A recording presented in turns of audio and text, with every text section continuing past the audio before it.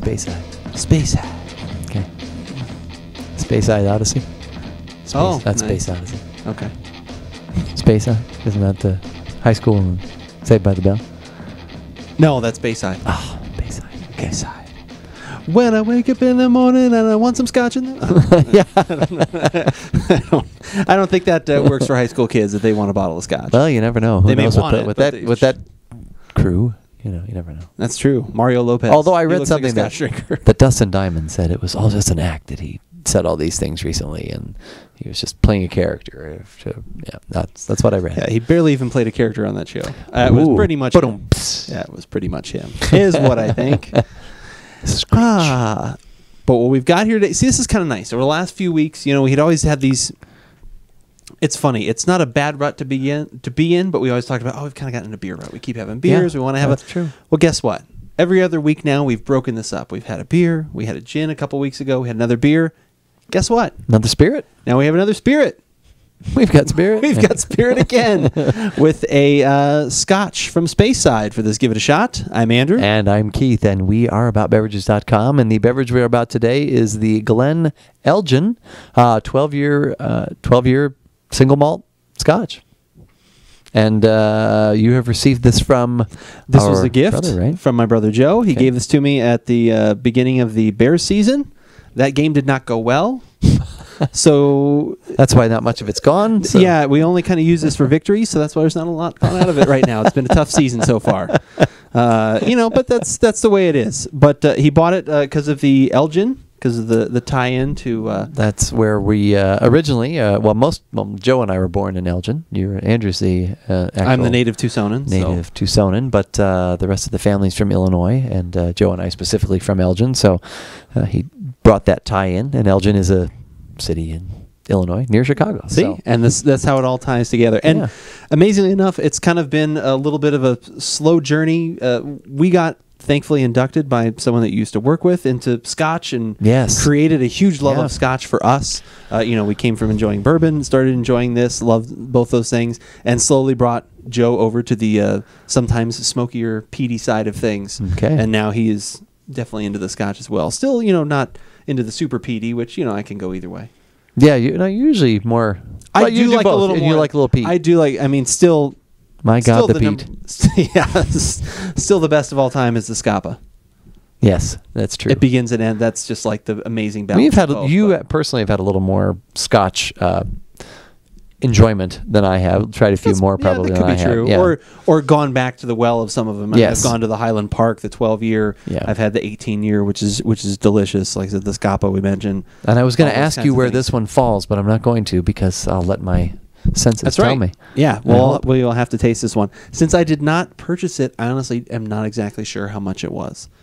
It appears think it was from doing a little somewhere more research- than $5. Yeah, it's more than 5, less than 75. Okay. Let's go in that range. Like I said, I will have a link in the link lounge at the AboutBeverages.com to the website and some information on there, so you might be able to find that out. The only couple of people I saw listing it online for sale, it was in pounds. Oh, okay. So if you want to do the conversion, Pounds. Pounds, baby. If you want to do the conversion yourself, you can do that. I could not. 43% alcohol, like we said, 12-year single malt. So does not get much better than that. Try. All of those things sound fantastic. Oh, there's a great on our Twitter account. There's a great quote that we came across a little bit ago. Remember there are two things. Oh, that was fantastic. A Scotsman yes. likes, or a Highlander. There's two things a Highlander likes naked. And one of them is his whiskey. And one of them is his whiskey. Yeah. That's on our Twitter account. We found that in an article. And did we link to the article too? Because the article was really good. It talked about to add water or not to add water, add ice. Different things like that. And overall, I would think that there certainly is a time and a place to add those things, and especially the people who are experts, they know more than I do about that. But we usually, when we try things, we're going for it straight. But I definitely see the benefit of the drop of water here and there. Or it was interesting. The article is really good. Like I said, really I'll go back and look for it. I'll put a link to it on the AboutBeverages.com. It was interesting because they didn't just get into just kind of a, just offhand accounts information. Right. There was a little bit of chemistry involved, which Right. I always appreciate. Yeah. What does the ice actually do to the composition? What Right. does the water do? well, actually, it was the person that introduced the Scotch. Fitz always said, I don't want my flavors spread out and thinned out. So then, but also too, which for the most part I agree with. Yeah. There's been a couple. I mean, I had that bourbon, that 120 proof bourbon, that Knob Creek, when they did that special. I had to put a little bit. It was just too strong. Because it's just a little too much heat. I couldn't do it. It was, and it does. Yeah, it does certainly change the flavor profile. But in some cases, that's okay because you're looking to distinguish certain things from within the glass. So, and I think speaking of the glass, I think they even went through and didn't they mention like, trying it this way, it tasted like this. We put in a drop of water, it tasted like that. Or a couple, little bit of certain splash of water, and so they kind of went through about how that changed and what you got out of each one. And like anything, try it all of those ways. Sure, have a sip of it without. If you're normally someone that drinks it with water or without, try a sip of it without. You never know what you might like, and I don't think you can initially condemn any way of those. I guess the ice thing is the one I like the least because you're making it cold. And you're kind of crushing some flavors there, but that's just, again, personal opinion. Yeah. Are we wrong? Yeah. Read that article, and it does mention the glassware to use.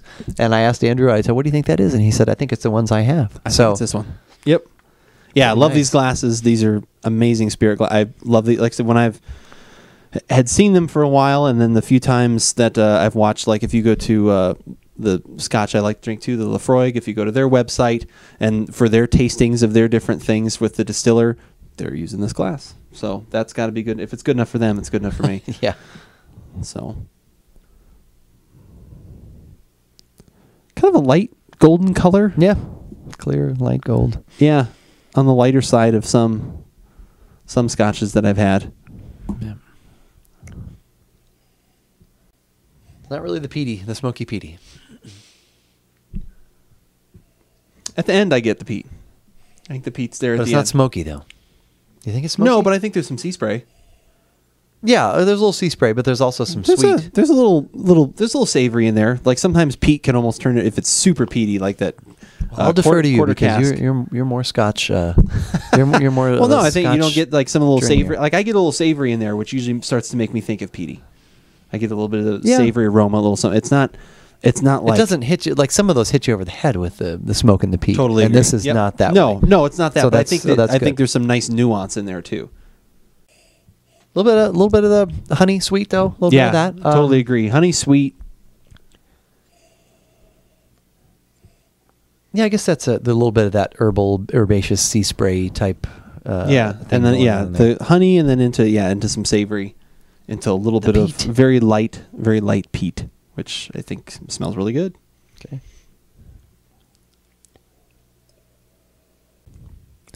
Definitely got some heat. Yeah, I thought that too. There's a good bit of warmth going down, the spiciness and lingering on the tongue. Yeah. I even get too it definitely gets my saliva going too. A little salty from that. Like I said, sometimes that herbaceousness in there can kind of do that. There's some citrus in there too. There's almost like an orange. Yeah. Like definitely there's some citrus. Little something like that in there as well. A little bit of. It's almost like honey if you're making caramel with it. It's almost like it's sugar's browning that whole. Yeah. There's like a little bit of heat applied to that honey. What is that high note? There's a high note that kind of goes up through. That to me is a citrus. I don't know. Like I said, that's kind of what jumps to me at first. Like I said, is the. Some citrus, some sweet, just nice. Yeah, just nice. It isn't like I said. The body is really nice. It's almost like there's a nice coating to it. There's a nice viscosity to it. Yeah, it's not heavy. It's not like the heaviest Scotch I've ever had. So it's a little on the thinner side there. But like I said, the coating is nice. Right. It doesn't dry me out too much. Like I said, there is definitely the little citrus, maybe tangerine or something. There's like some other kind of like that kind of flavor in the back there, which I think is really nice. Along with that, and the more you enjoy it, the more you don't get that heat kind of goes away. Like on the initial sip, it's kind of like, oh wow, that's really spicy. Like I said, but then you have a couple more sips, you're like, okay, it's not quite as spicy. So this would be one I wouldn't think you'd need to add water or anything to. No, I mean, there's only been one, like I said, literally that I had to, and it was only because of the proof. The rest of it. When I would initially, and that was a bourbon, when I would initially take a sip of it, I was like, ooh, this is really good, heavy cola. Oh my God, it's like my mouth is on fire. So that was the only reason with that one was because of that. It had nothing to do with that nice. Yeah, look at those legs else. Are nice. You can't see that on the video, I know, but Yeah. Yeah, the legs are really nice. Viscosity to that. I really like that. It's just a really good sipping one. Like I said, it's a very nice balance. It doesn't swing too far one way or the other. I think the balance is nice. And it has a little bit of that fruit, which I don't have in some of my other scotches, which I think is kind of what stood out to me. Yeah. I would agree with that. So, Joe picked a winner. He picked a winner. And I think he picked it from knowledge, expertise, and it said Elgin. And Elgin. Yeah. It said Elgin on the bottle. And that's all right. Because that shows you can't go wrong. If you put Elgin or some sort of Chicago reference on a bottle, you're probably... An Illinois reference. An Illinois reference, you're probably going to be okay. And where you'll also be okay... Ooh, always. ...is at AboutBeverages.com. Come on over. That is where you can find the tasting notes for not only this scotch, but all the other scotches that we have had on the podcast, where they hit on our recommendation scale, like what we thought of them. All of those things can be found there. And as we're hitting, we're into the holiday season now. This might be a good option for the Scotch drinker on your list, perhaps. That's true. Or, like I said, looking back in the archives at some of the other ones we've tried. If you want to look, maybe, I know he really likes them stronger. He likes them peat. We've got those too. We've got them all. Yeah, we do. We have a lot of recommendations for you. And now I'm just thirsty looking for another Scotch. It's always, I like this one. What's the next one? What's the next? Yeah. But whether we like it or not, you should give it a Scotch. I mean, give it a shot.